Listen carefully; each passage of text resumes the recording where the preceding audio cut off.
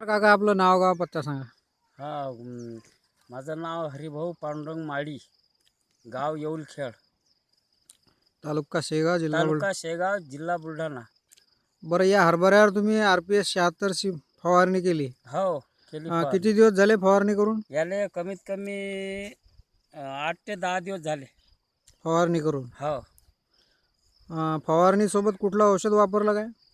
RPS 76 सोबत फवारणी सोबत एक औषधी कीडनाशक वापरलं होतं.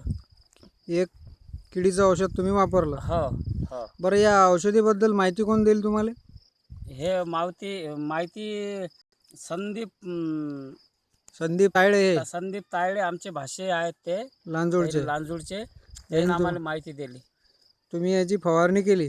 हो. फवारणीच्या आधी याचा व्हिडिओ आपण बनवला होता. हो, बनला होता. हो. फवारणी केल्यानंतर आज 10-12 दिवस झाले. हो, 10-12 दिवस. 10-12 दिवसात काय फरक जाणवते तुम्हाला हरभऱ्यात? नाही, हरभऱ्यात पुष्कळ फरक दाखवून राहिला मला हरभरा. हो काय? तर तुम्ही मला 50 सांगितलं होतं, पण मी काटछाट करून मी 40च मिली वापरली.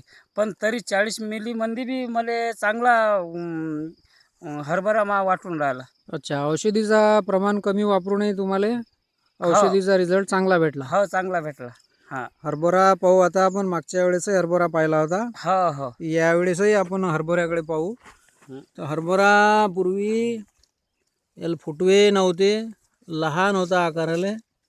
आज याला साधारण 1 ते 1.25 फुटाचे फुटवे आहेत.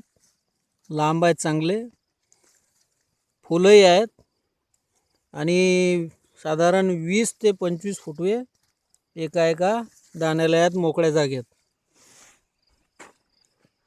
बरं, हे औषध फवारून तुम्ही समाधानी आहात?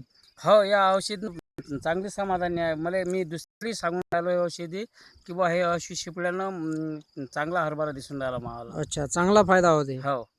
आणि याच्या पुढे आता तुम्ही हेच औषध फवारणार? मी आता हेच औषधी वापरणार पुढच्या वर्षी. अच्छा, धन्यवाद.